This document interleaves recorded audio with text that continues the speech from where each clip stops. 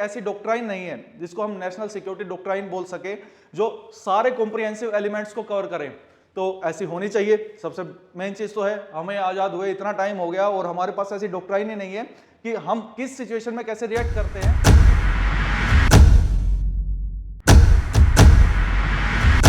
जय हिंद दोस्तों, और मैं नवीन शौकंद आपका एक बार फिर से स्वागत करता हूं हमारी बूस्टर क्लासेस की सीरीज में। और इसमें हम कर रहे थे हमारे पेपर 2 के इंपॉर्टेंट टॉपिक्स जो हमारे सीएपीएफ असिस्टेंट कमांडेंट 2024 एग्जाम के लिए मोस्ट इंपॉर्टेंट टॉपिक्स हैं। साथ ही इन क्लासेस में हम पेपर 1 की टिप्स भी आपको देते हैं कि ताकि आपका पेपर 1 का स्कोर अब 145 प्लस स्कोर कर सके पेपर 1 में। और हमारा टारगेट है कि मिनिमम हमको 90 से 100 के बीच में पेपर 2 में स्कोर करना ही करना है। कोशिश करनी है कि हम 100 को टच कर दें, 100 प्लस जाएं। और इसके रिगार्डिंग ऑलरेडी 3 वीडियोस आ चुकी हैं। ये सारी वीडियोस क्रोनोलॉजी में है, टॉपिक्स के थीम बेस्ड हैं। अगर आपने वो वीडियो नहीं देखी है तो उनको जाके देखिए। इस वीडियो की पीडीएफ, बाकी सारी वीडियोस की पीडीएफ आपको एवीकेएस की ऐप से मिल जाएगी। फ्री मटेरियल में आप जाएंगे, वहां से फ्रीली अवेलेबल कर सकते हैं, एक्सेस कर सकते हैं। बस आपको अपना टाइम सही से यूटिलाइज करना है।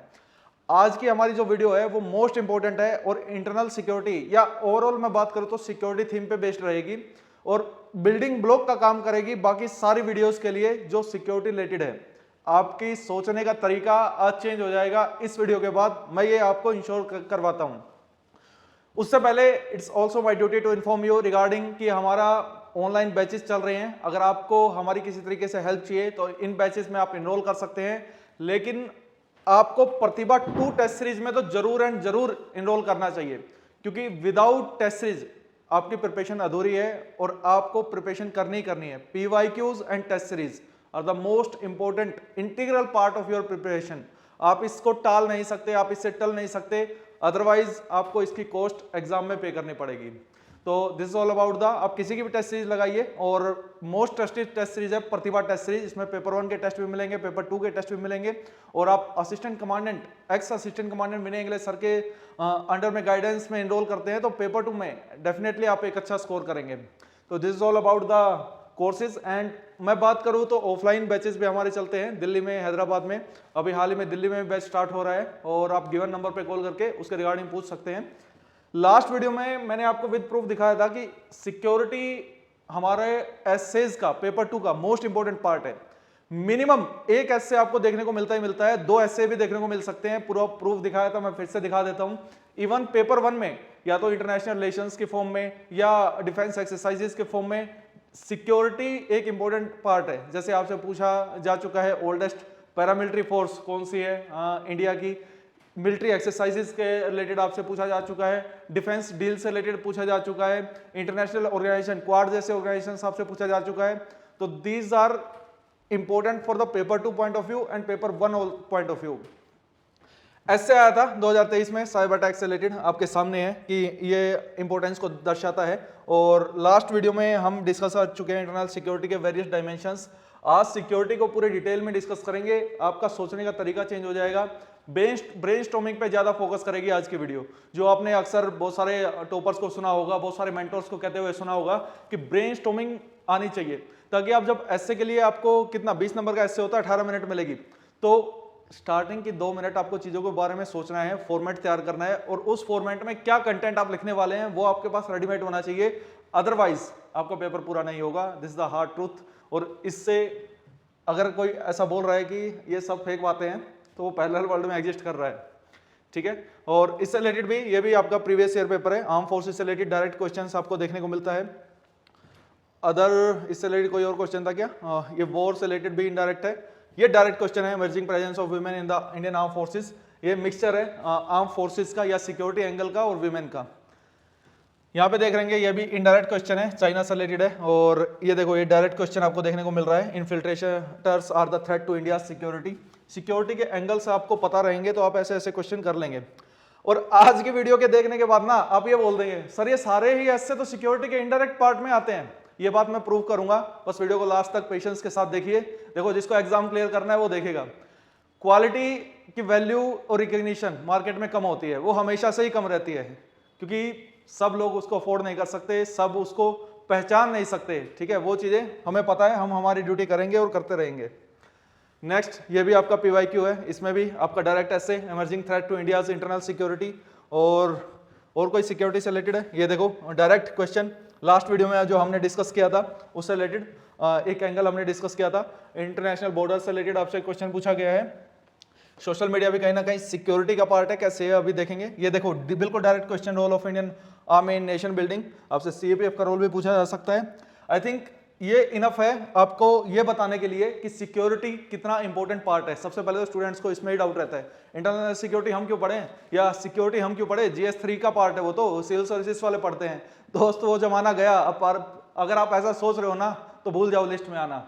आपको इंपॉर्टेंट थीम्स कवर करनी ही करनी है। और सिक्योरिटी तो हमेशा से ही सीएपीएफ का पार्ट था। सीएपीएफ खुद ही सिक्योरिटी का एक इंटीग्रल पार्ट है। आप अगर सिक्योरिटी से रिलेटेड प्रिपरेशन कर रहे हो, इंडियन आर्म फोर्सेस से रिलेटेड अगर प्रिपरेशन कर रहे हो या सीएपीएफ से रिलेटेड प्रिपरेशन कर रहे हो, सिक्योरिटी एंगल को कैसे छोड़ सकते हो दोस्त? मुझे ये बात समझ में नहीं आती। तो चलिए क्लास को स्टार्ट करते हैं विदाउट ए सेकंड थॉट और विदाउट वेस्टिंग और प्रीशियस टाइम। ब्लैक पेन ठीक है, शायद दिखेगा, और या कलर चेंज कर लेते हैं, देखते हैं। हाँ ये ठीक है, दिख रहा है। इसकी पीडीएफ आपको मिल जाएगी, ठीक है। इसकी एक बार मैं सेव भी कर देता हूँ ऑलरेडी। पीडीएफ आपको हमारे ऐप में मिल जाएगी। चलिए स्टार्ट करते हैं। हमारी आज का इंपॉर्टेंट टॉपिक है नेशनल सिक्योरिटी से रिलेटेड। पहले आपको ब्रेनस्टॉर्मिंग आनी चाहिए। सबसे पहले आपको यही पता होना चाहिए कि नेशनल सिक्योरिटी में आएगा क्या क्या, नेशनल सिक्योरिटी से रिलेटेड एसेस कैसे बनेंगे। वो वीडियो के लास्ट में हम देखेंगे कि कौन कौन से टॉपिक्स हम आज कवर कर लेंगे, इनडायरेक्ट टॉपिक्स। और जैसे कि मैंने बताया बिल्डिंग ब्लॉक का काम करेगी आज की वीडियो, ब्रेनस्टॉर्मिंग पे फोकस करेगी। तो सबसे पहले तो यही पता होना चाहिए आपको कि नेशनल सिक्योरिटी में आएगा क्या क्या, क्या क्या उसमें इंक्लूड होता है। देखो इसमें आपका नेशन इंक्लूड होता है और आपके सिटीजन्स इंक्लूड होते हैं। नेशन की मैं बात करूं तो ये टेंजिबल इंटेंजिबल दोनों ही हो सकते हैं। टेंजिबल में हमारी टेरिटरीज हैं, हमारे एसेट हैं। इनटेंजिबल की मैं अगर बात करूं तो हमारी आइडियोलॉजी है, हमारे इंटरेस्ट है, हमारे इंस्टीट्यूशंस हैं। This are the part of our nation, अगर कोई आपसे नेशन की बात पूछे तो। सिटीजन्स में जो हमारे सिटीजन्स हैं, इवन रेजिडेंट्स भी जो है, जो भारत में रह रहे हैं, वो उनको भी हमें सिक्योरिटी प्रोवाइड करवाना ही है, जो हमारे पास लीगली रूप में रह रहे हैं इंडिया में। तो इन शॉर्ट मैं ये बता सकता हूँ कि नेशनल सिक्योरिटी इन दोनों चीज़ों को मिला के होती है। फिर एक क्वेश्चन आपसे पूछा जा सकता है कि एलिमेंट्स क्या क्या है नेशनल सिक्योरिटी में। मतलब अगर इंडिया के एट प्रेजेंट इंडिया में कोई भी ऐसी डॉक्ट्राइन नहीं है जिसको हम नेशनल सिक्योरिटी डॉक्ट्राइन बोल सके, जो सारे कॉम्प्रिहेंसिव एलिमेंट्स को कवर करें, तो ऐसी होनी चाहिए। सबसे मेन चीज तो है, हमें आजाद हुए इतना टाइम हो गया और हमारे पास ऐसी डॉक्ट्राइन ही नहीं है कि हम किस सिचुएशन में कैसे रिएक्ट करते हैं। ये चीजें मैंडेट तो फिक्स है कि इस फोर्सेस का ये मैंडेट है, इस फोर्सेस का ये मैंडेट है, लेकिन कहीं भी रिटर्न फॉर्म में एक कॉम्प्रिहेंसिव डॉक्यूमेंट नहीं है जिसको हम नेशनल सिक्योरिटी डॉक्ट्राइन के नाम से जानते हैं। अगर क्वेश्चन आता है कि इंडिया में ऐसा होना चाहिए तो बिल्कुल होना चाहिए, ये तो इंटरव्यू का भी क्वेश्चन है। अब ऐसी डॉक्ट्राइन के एलिमेंट्स क्या होंगे या नेशनल सिक्योरिटी के एलिमेंट्स क्या क्या होंगे, वो डॉक्यूमेंट किन किन चीजों को कवर करेगा, नेशनल सिक्योरिटी से मतलब क्या है पूरे गवर्नमेंट का, तो वो चीज हम देखेंगे, उसको ही बोलते हैं एलिमेंट्स। तो एलिमेंट्स बहुत ज्यादा है, बहुत ज्यादा मीन्स मिलिट्री एलिमेंट है, कितने भी हो सकते हैं, ये मैंने अपने एक्सपीरियंस के बिहाफ पे लिखा है, और इससे बियॉन्ड भी हो सकते हैं या इनडायरेक्टली इसमें कवर हो सकते हैं, लेकिन आई थिंक 99% एरियाज को मैंने इसमें टच किया है। और एलिमेंट्स की मैं बात करूं तो मिलिट्री एक बहुत बड़ा एलिमेंट है। मिलिट्री एलिमेंट मीन्स कि आपको प्रोटेक्शंस प्रोवाइड करवाना। अभी आप डिटेल में हर एक एलिमेंट को डिटेल में डिस्कस करेंगे। मिलिट्री एक एलिमेंट है। 4E मतलब इकोनॉमी एक बहुत बड़ा एलिमेंट है। मतलब मिलिट्री सिक्योरिटी हमें प्रोवाइड करवानी है कंट्री को, इकोनॉमिक सिक्योरिटी प्रोवाइड करवानी है, इन्वायरमेंटल सिक्योरिटी प्रोवाइड करवानी है, एनर्जी सिक्योरिटी प्रोवाइड करवानी है, एथनिक सिक्योरिटी प्रोवाइड करवानी है। This are the elements. Further हमारे एलिमेंट्स हैं कि साइबर सिक्योरिटी हमारे पास होनी चाहिए, इंफॉर्मेशन सिक्योरिटी हमारे पास होनी चाहिए, हेल्थ सिक्योरिटी हमारे पास होनी चाहिए, रिसोर्सेज सिक्योरिटी हमारे पास होनी चाहिए। अब समझ रहे हो कि सिक्योरिटी का मतलब आपसे कोई भी एंगल में पूछा जा सकता है। इन सारे चीजों से रिलेटेड इंडिया में सिक्योर क्या क्या चैलेंजेस हैं, कैसे कैसे गवर्नमेंट ने स्टेप्स लिए हैं इनको सिक्योरिटी प्रोवाइड करवाने के लिए, बहुत सारी स्कीम्स हैं, हम डिटेल में डिस्कस करेंगे, और क्या और बेहतर किया जा सकता है। इन्हीं एंगल्स पे आपको अपने एसेस तैयार करने हैं। तो मैं ये इंश्योर करवाता हूं आपको, यार आपका कोई भी ऐसे आ जाए आप इजीली लिख लोगे। Disaster security, food security, political security, geo strategic security, these are the various elements of national security. National security का ही पार्ट है ये सारे। अब डिटेल में अगर डिस्कस करें तो मिलिट्री सिक्योरिटी से मतलब क्या है, मिलिट्री सिक्योरिटी होता क्या है। देखो मिलिट्री सिक्योरिटी का मतलब है कि आपको एक्सटर्नल थ्रेट से प्रोटेक्शन प्रोवाइड करवाना या फिजिकल थ्रेट से प्रोटेक्शन प्रोवाइड करवाना। तो एक्सटर्नल थ्रेट में क्या होता है वो आपको पता होना चाहिए। टेररिज्म है, जिसमें नॉन स्टेट एक्टर्स भी आ सकते हैं या स्टेट एक्टर्स भी आ सकते हैं। सर ये वोकैब क्या यूज कर रहे हो आप? स्टेट एक्टर्स मीन्स कोई भी कंट्री डायरेक्टली इन्वॉल्व है। एग्जाम्पल, मैं क्यों डरूं, पाकिस्तान, ठीक है। दूसरा, नॉन स्टेट एक्टर मतलब इनडायरेक्टली जो टेररिस्ट ग्रुप्स बने होते हैं, ऑर्गेनाइजेशंस बनी होती है। कंट्रीज का सपोर्ट नहीं है, लेकिन ऐसा सब कहने के लिए इनडायरेक्ट सपोर्ट बहुत होता है। चाइना का भी बहुत सपोर्ट है, पाकिस्तान का भी बहुत सपोर्ट है, तो उनको नॉन स्टेट एक्टर्स की कैटेगरी में रखा जाता है। इन्वेजन की हमला कर दिया, उससे बचाने के लिए हमारे मिलिट्री सिक्योरिटी होनी चाहिए। और इंडियन आर्म फोर्सेस का आप रोल देखेंगे, रोल ही सबसे मेन मैंडेटरी है। हमारी इंडियन आर्म फोर्सेस में अगर फोर्सेस की बात करें तो 3 फोर्सेस के बारे में आपको पता होना चाहिए, इंडियन आर्मी, इंडियन नेवी और इंडियन एयरफोर्स। जो कोस्ट गार्ड है हमारी इंडियन कोस्ट गार्ड, वो इंडियन आर्म फोर्सेस का पार्ट नहीं है। वो अगर डेफिनेशन में जाएं, टेक्निकल डेफिनेशन में जाएं, तो पैरामिलिट्री का पार्ट है। हालांकि गवर्नमेंट ने अभी ये स्टैंड क्लियर नहीं किया है कि क्या पैरामिलिट्री है, क्या सीएपीएफ है। ये इंटरव्यू का बहुत मजेदार क्वेश्चन है, what is the difference between Indian arm forces, CAPF, paramilitary. चलो कमेंट सेक्शन में बताना मुझे अब, अगर आपको पता है तो, नहीं तो नेक्स्ट वीडियो में मैं ये बात क्लियर कर दूंगा। ये डिफरेंसेस आपको पता होने चाहिए। What is the difference between the terrorism, north east insurgency, JK militancy, left wing extremism, Naxalism और माओइज्म। ये सारे जितने भी वोकैब यूज हो रही है ना, अर्बन नक्सलिज्म, ये तो चलो फ्रंटल ऑर्गेनाइजेशंस को बोल देते हैं, अगर नक्सलिज्म बता देगा तो वो बंदा बता देगा। तो ये डिफरेंसेस, इनमें तो स्कॉलर्स में आपस में फाइट चलती रहती है। अगर आप बता पाएंगे तो मुझे बहुत अच्छा लगेगा। कमेंट सेक्शन में आप सर्च करके भी, पढ़ के भी बता सकते हैं। फिजिकल थ्रेट में अब जैसे बॉर्डर मैनेजमेंट की बात आए तो कभी भी आपको शॉर्ट टर्म नहीं सोचना है, मतलब छोटा नहीं सोचना है। छोटा इन द सेंस कि आप सिर्फ लैंड बॉर्डर्स के बारे में बात कर रहे हो। फिजिकल थ्रेट में आपके लैंड बॉर्डर्स भी आएंगे, आपके वाटर बॉर्डर्स भी आएंगे, एयर बॉर्डर भी आएंगे। मतलब आपकी एयर सिक्योरिटी भी आएगी, आपकी वाटर सिक्योरिटी भी आएगी और आपका लैंड सिक्योरिटी भी आएगी, और बॉर्डर सिक्योरिटी जो आपको पता ही होगा। हमने विद टाइम लास्ट वीडियो में भी डिस्कस किया है कि कौन किसको प्रोटेक्ट करता है। इंडियन कोस्ट गार्ड असिस्ट करती है इंडियन नेवी को और इंडियन कोस्टल पुलिस को। These are the main points जो मिलिट्री सिक्योरिटी के अंडर आते हैं। अब इनको फर्दर कितना भी इलैबोरेट कर दो कि बॉर्डर सिक्योरिटी में हमारी जो फोर्सेस है उनके रोल आपको पता होना चाहिए। विद टाइम हम जब role of CAPF in India security ये डिस्कस करेंगे तो उसके टाइम पे मैं डिटेल में हर एक चीज को डिस्कस करूंगा। इस वीडियो में मैं फिर बता रहा हूं, आप सोचना सीखेंगे। मतलब अगर कहीं मिलिट्री सिक्योरिटी की बात आए तो ये एंगल्स आपके कवर होना चाहिए। और बॉर्डर्स में आज के समय में तो बियॉन्ड एक बॉर्डर भी है जो सिक्योरिटी है, साइबर से रिलेटेड, डार्क नेट से रिलेटेड, डीप फेक से रिलेटेड, उनको कोई नहीं रोक सकता। बायो अटैक, केमिकल अटैक, ये सारा कॉम्प्रिहेंसिव वे में अगर आप इतना लंबा सोच ले रहे हैं, मतलब तो आपको एक कॉम्प्रिहेंसिव नॉलेज है, एक बेहतरीन ऐसे एक बेहतरीन जवाब आप पूछने वाले को दे पाएंगे और सामने वाला आपके नॉलेज से दंग रह जाएगा।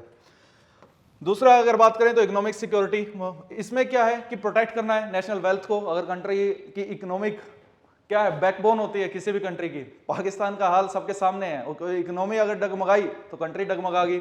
आपको अपने सोल्जर्स को पैसा कहां से दोगे, लोगों में अनरेस्ट हो जाएगा अगर इकोनॉमी सही से नहीं है तो। अफगानिस्तान का हमारे सामने एग्जांपल है। जो हमारे इकोनॉमिक सेक्टर्स हैं या इंस्टीट्यूशंस हैं, जो बैंक्स हैं, इवन जो हमारा नेशनल बैंक्स हैं, इन सब की सिक्योरिटी आज द मोस्ट इंपॉर्टेंट पार्ट किसी भी कंट्री की नेशनल सिक्योरिटी का। तो ये सारे एंगल्स आपके माइंड में आने चाहिए। अगर इससे रिलेटेड कोई ऐसे लिखना आता है तो इन डायमेंशंस को आपको कवर करना है। अगर इतने डायमेंशंस को कवर कर देगा ना कोई लोग, 3 पेज क्या, वो 12 पेज आराम से भर देगा। तो आप एक एक लाइन लिखो एक एक डायमेंशन में। अगर मान लो कि ज्यादा पेजेस लिखने हैं तो एक डायमेंशन के नंबर ऑफ लाइन्स इंक्रीज कर दो। अगर कम पेजेस लिखने हैं, सिर्फ 3 पेज में समराइज करना है, तो एक डायमेंशन के एक एक लाइन लिखो। ज्यादा एक्सप्लेन करना नहीं है, वो धीरे धीरे आप सीखेंगे अगर आपको नहीं आता है तो। Energy security, energy security means ये गवर्नमेंट की रिस्पॉन्सिबिलिटी है कि अनइंटरप्टेड सप्लाई करवानी है उनको एनर्जी की, कि कोई भी एनर्जी टाइम पे मिले। आप खुद सोचिए कि एक जब 90s का हमारा इंडिया था और आज का इंडिया था, मेट्रोपॉलिटन सिटी में 24 आवर्स तक बिजली रहती है, ठीक है, लोग इन्वर्टर भी नहीं लगवाते। और गांव में बहुत जगह ऐसा भी रहता है कि बिजली अब पहुंच रही है। सौभाग्य स्कीम इस चीज से रिलेटेड है गवर्नमेंट की। ये स्टेप्स आपको पता होना चाहिए। और इसके लिए हम सोलर पावर प्लांट्स, मतलब एनर्जी में हर तरह की एनर्जी आ गई, सिर्फ कोल बेस्ड नहीं, न्यूक्लियर एनर्जी भी आ गई, पावर प्लांट्स लगा रहे हैं, आपके सोलर भी आ गया, आपके विंड एनर्जी भी आ गई। तो एनर्जी में भी ऐसे कॉम्प्रिहेंसिव वे में आपको सोचना है। एनर्जी का मतलब सिर्फ एक इलेक्ट्रिसिटी से रिलेटेड नहीं है, ठीक है जी। तो these are the angles regarding energy security. इसमें हमारे इंस्टीट्यूशंस हमको इंटरनेशनल लेवल पे जो हमारे इंटरनेशनल सोलर अलायंस है उसको प्रोटेक्ट करना, हमारी एसेट्स को प्रोटेक्ट करना, एक अनइंटरप्टेड सप्लाई प्रोवाइड करवाना हमारे लोगों को, वो एनर्जी सिक्योरिटी का पार्ट है एंड एक इंपॉर्टेंट एलिमेंट है हमारी नेशनल सिक्योरिटी का। इन्वायरमेंट सिक्योरिटी, ये तो स्टार मार्क कर लो दोस्त, हर साल ऐसे आता ही आता है इन्वायरमेंट से रिलेटेड, वो इन्वायरमेंटल सिक्योरिटी से रिलेटेड ही है। आज के समय में environmental security most important priority है और होनी भी चाहिए, क्योंकि क्लाइमेट चेंज हो रहा है। इसमें एंगल देखेंगे कौन कौन से एंगल्स हैं। क्लाइमेट चेंज एक बहुत बड़ा एंगल है, मतलब ये इसका सब पार्ट है इन्वायरमेंट का। पोल्यूशन एक पार्ट है, और इसका नेचर ये है कि कोई भी आप ऐसा नहीं कि एक कंट्री को स्टेप लेना है, ट्रांसनेशनल इन नेचर है, मतलब ये पूरे एरिया में होगा, पूरे वर्ल्ड में एकदम से चेंज होगा, ठीक है ना। अब ओजोन लेयर है वो तो सबको प्रोटेक्ट करती है ना, ऐसा नहीं पर्टिकुलर इंडिया को प्रोटेक्ट करती है। अब सूर्य भगवान है हमारे, वो तो सबके लिए ही है ना, सबको ही रोशनी प्रोवाइड करवाती है, ऐसा तो है नहीं कि इंडिया में पर्टिकुलरली वो रोशनी प्रोवाइड करवाते हैं।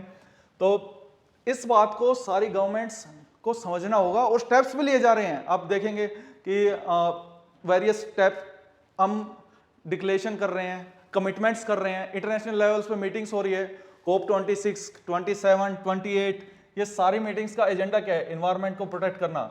एनर्जी भी इससे रिलेटेड है, हम धीरे धीरे कोल बेस्ड एनर्जी से ऐसे नॉन रिन्यूएबल एनर्जी से रिलेटेड रिन्यूएबल एनर्जी पे शिफ्ट हो रहे हैं। उसका सबसे बड़ा एक फैक्टर है एनवायरमेंटल सिक्योरिटी को इंश्योर करना। अब देखेंगे इलेक्ट्रिकल व्हीकल्स की डिमांड बढ़ रही है और गवर्नमेंट भी प्रोटेक्ट कर रही है।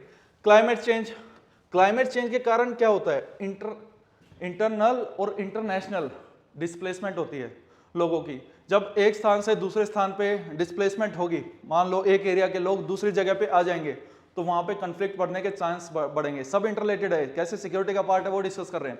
अब वो एक एरिया से दूसरे एरिया में जाएंगे, वहां की जॉब्स में वो जॉब डिमांड करना स्टार्ट कर देंगे, आपस में कन्फ्लिक्ट आना स्टार्ट हो जाएगा। मणिपुर का इशू याद है ना, चीजें मतलब रिसोर्सेज से रिलेटेड। अब बांग्लादेश से जब लोग आते हैं, माइग्रेशन से रिलेटेड प्रॉब्लम स्टार्ट हो जाएगी।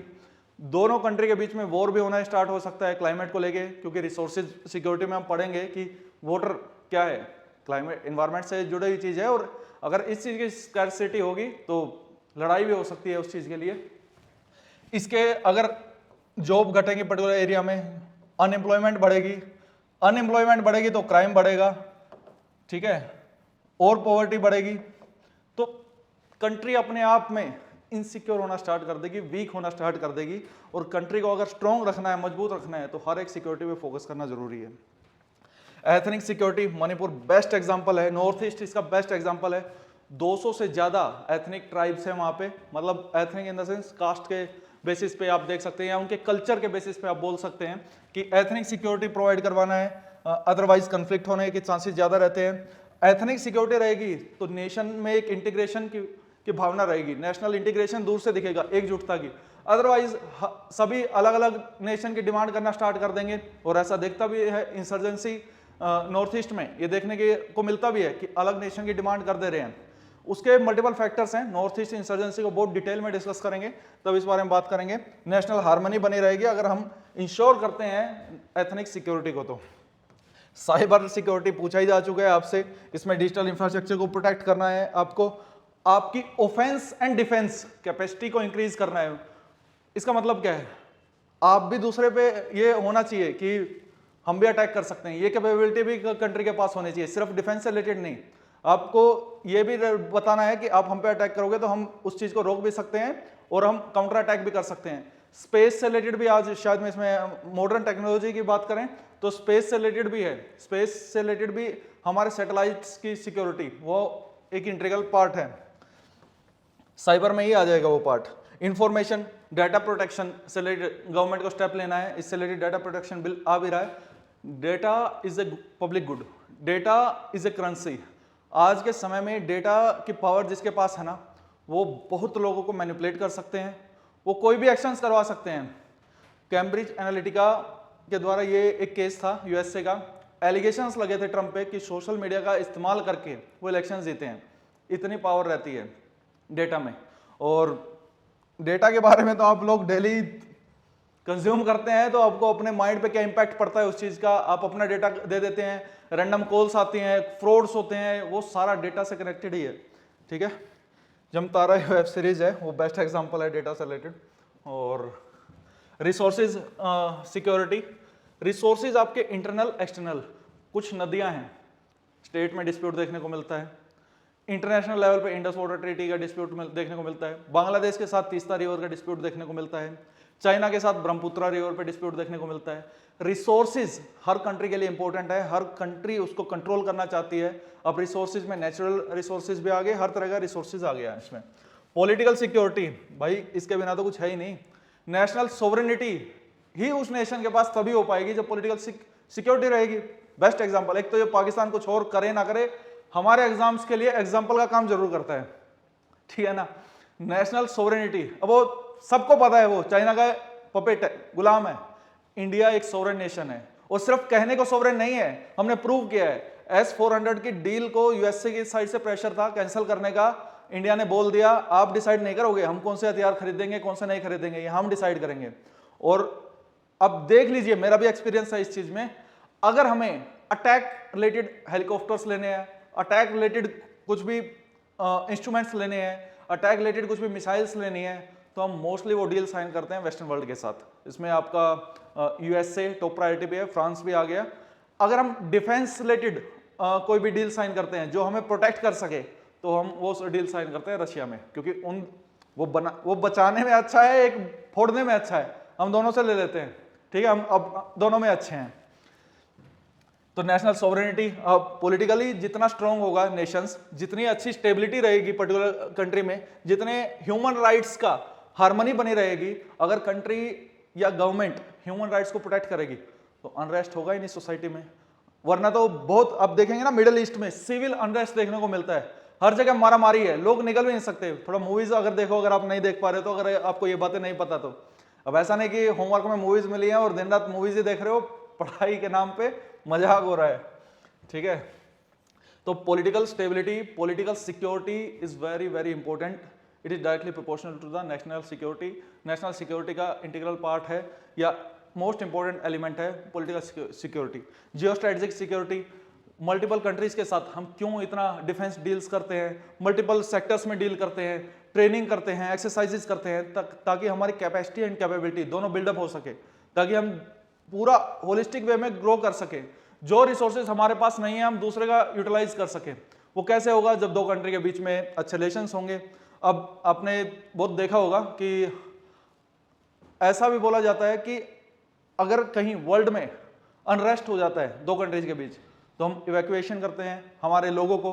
तो वो जियो स्ट्रेटेजिक बहुत इंपॉर्टेंट पार्ट है, आज के समय में मोस्ट इंपॉर्टेंट पार्ट है सिक्योरिटी का, मेरा तो ऐसा मानना है। फूड सिक्योरिटी, लोगों को खाना इंश्योर करवाना, और खाना ही नहीं न्यूट्रिशन इंश्योर करवाना खाने के साथ साथ, क्योंकि पॉवर्टी आपने सुना होगा, रिलेटिव पॉवर्टी आपने सुना होगा, न्यूट्रिशनल पॉवर्टी भी एक इंपॉर्टेंट एस्पेक्ट्स है इन सब चीजों का। और फूड सिक्योरिटी के इंश्योर करवाने के लिए गवर्नमेंट के स्टेप्स भी हैं। नेशनल फूड सिक्योरिटी एक्ट है, अलग अलग पीएम गरीब Kalyan Yojana schemes, multiple schemes चलती रहती हैं जिसमें खाना मिलता है। और आप देखेंगे कि एनजीओ चलते रहते हैं, 1 रुपए में थाली, 10 रुपए में थाली। अगर वो सब नहीं होगा ना, अनरेस्ट हो जाएगा सोसाइटी में, क्योंकि जो भूख है ना इंसान से, वो कुछ भी करवा सकती है।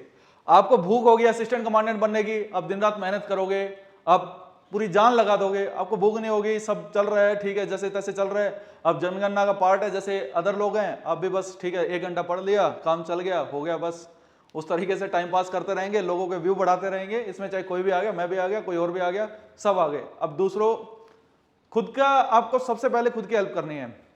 तो भूख से रिलेटेड है सारी चीज। तो फूड सिक्योरिटी को इंश्योर करवाना, अब आपकी भूख को इंश्योर करवा रहे हैं मैं इनडायरेक्टली, ये पेपर 2 की क्लासेस देंगे और इस पे आप स्पोर्ट कम कर रहे हैं, लेकिन कोई बात नहीं, ठीक है। डिजास्टर सिक्योरिटी, डिजास्टर्स आज के टाइम में एनवायरमेंट से डायरेक्ट कनेक्टेड है। डिजास्टर्स क्यों आ रहे हैं? एनवायरमेंट में क्लाइमेट चेंज हो रहा है। जिस एरिया में पहले से अगर पता है कि यहाँ पे रिवर अपना पाथ चेंज करती है, मल्टीपल रिवर्स हैं इंडिया में, पाथ चेंज करती रहती हैं, तो फ्लड आने के चांसेस हैं, लोग पहले प्रिपेयर रहते हैं। हर दूसरे दिन साइक्लोन आया रहता है भारत में। तो इससे रिलेटेड, डिजास्टर से रिलेटेड आपको प्रिवेंशन क्या क्या करना है, क्विक रिस्पॉन्स आप क्या ले सकते हैं, मिटिगेशंस कैसे करते हैं, ये सारी सिक्योरिटी इंश्योर करवाना। एनडीआरएफ है ना भारत में, और सीए पूरी डेप्यूटेशनल फोर्स है, 100% डेप्यूटेशनल फोर्स है एनडीआरएफ।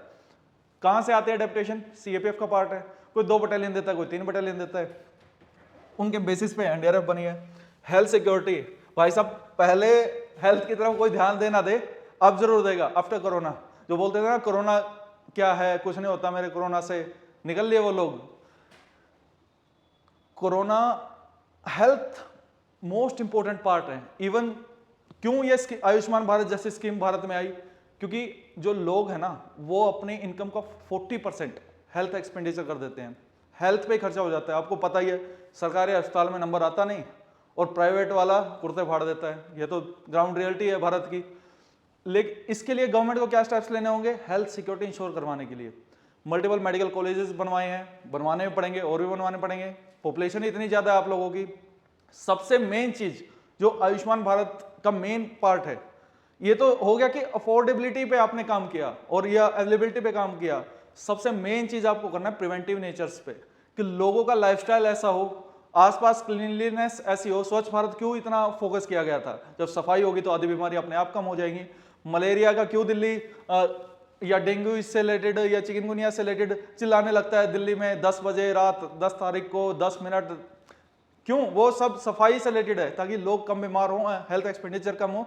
लोगों की अगर जीवन सही चलता रहेगा तो कंट्री अपने आप सिक्योर है। Health security is most important part. ये हो सकता है वीडियो लंबी हो, अब हर चीज में 5 मिनट में नहीं दे सकता, ठीक है। अगर आपको नॉलेज चाहिए तो उसमें टाइम लगेगा ही, और सिर्फ टाइम ही कॉस्ट कर रहा हूं मैं आपकी इन सारे कंटेंट से रिलेटेड, क्योंकि लाइक और शेयर तो आपसे एक्सपेक्ट अब करना व्यर्थ है आई थिंक। ऐसे क्वेश्चन आ सकते हैं कि एलिमेंट्स क्या है नेशनल सिक्योरिटी के। अब आपको सिक्योरिटी की बात हो जाए ना कहीं भी, तो आपको इन मल्टीपल एंगल्स में सोचना है। इंटरनेशनल रिलेशंस की बात हो, इन एंगल्स में सोचना है। ये मल्टीपल एंगल्स हैं। अब ये आपको आज की वीडियो से कंटेंट इनडायरेक्ट वे में बहुत मिलेगा, आपको निकालना आना चाहिए वो चीज। धीरे धीरे और वीडियोस में आप सीखेंगे कि आज की वीडियो को रेफरेंस के रूप में मैं यूज करूंगा बाकी सारे वीडियोस में, तब आप और बेहतर अंडरस्टैंडिंग बनेगी आपकी। क्या नेशनल सिक्योरिटी डॉक्ट्राइन से रिलेटेड आपसे क्वेश्चन बन सकता है? बिल्कुल बन सकता है। चैलेंजेस क्या है नेशनल सिक्योरिटी के? अब देखेंगे हमारी एजेंसीज में 2008 में सबसे बड़ा ये इशू हुआ, जब अब देखेंगे कि कोऑर्डिनेशन की कमी है एजेंसीज में। हमारी जितनी भी सेंट्रल गवर्नमेंट की एजेंसी है, स्टेट गवर्नमेंट की एजेंसीज हैं, इवन चाहे पुलिस है या पैरामिलिट्री है, और यही एक रीजन था कि हमने डेडिकेटेड फोर्स बनाई कोबरा, नक्सलिज्म को काउंटर करने के लिए। क्यों बनाई? स्टेट की पुलिस में आपस में कोऑर्डिनेशन ही नहीं है। एक स्टेट पुलिस एक्शन लेती है, आंध्रा वाली अगर एक्शन लेती है तो छत्तीसगढ़ में जाके बैठ जाते हैं, वहां से कोऑपरेशन पार नहीं मिलता। एक बॉर्डर से दूसरे बॉर्डर को क्रॉस करने के लिए आप आयरनी देखिए, पुलिस को परमिशन डिमांड करनी पड़ रही है, नक्सलाइट को नहीं, वो छिप जा रहा है उधर। तो इसलिए हमने आर्टिकल 355 का यूज करते हुए कोबरा बनाई। अब आ जाओ मैदान में। हालांकि कैजुअलिटीज देखने को मिलती हैं सीआरपीएफ में, लेकिन उतनी कैजुअलिटी नक्सलाइट्स की भी देखने को मिलती है, सरेंडर देखने को मिलता है, वो कोबरा की देन है, ठीक है। इनडायरेक्ट टॉपिक्स बहुत आ सकते हैं, साइबर से रिलेटेड आपके आ सकते हैं, फूड से रिलेटेड आपके आ सकते हैं, डिजास्टर से रिलेटेड आपके आ सकते हैं, पॉलिटिकल सिक्योरिटी बेस्ड बहुत क्वेश्चंस आ सकते हैं। तो आज का टॉपिक बहुत कॉम्प्रिहेंसिव था। वीडियो कैसी लगी कमेंट सेक्शन में बता सकते हैं। इसकी पीडीएफ ऐप में आपको मिल जाएगी। आज के लिए इतना ही रखते हैं। Thank you so much. जय हिंद।